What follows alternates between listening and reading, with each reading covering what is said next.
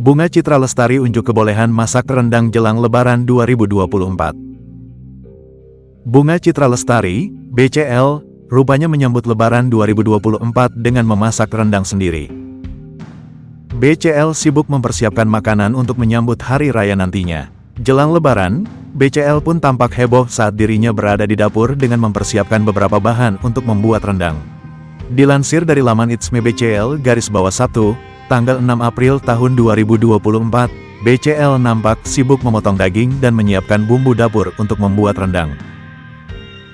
Ia berpenampilan sederhana dengan memakai kaos berwarna hitam dan rambutnya nampak dikuncir. Setelahnya, ibu anak satu tersebut memasukkan daging yang sudah ia potong kecil-kecil ke dalam kuali yang besar. Tak hanya itu, ia juga menyiapkan asam padeh untuk menu berbuka puasa. Asam padeh untuk berbuka puasa, jelasnya. Berbeda dari tampilan glamornya itu, BCL langsung dipuji oleh netizen. Tak hanya cantik dan berbakat, ia pun juga pandai memasak.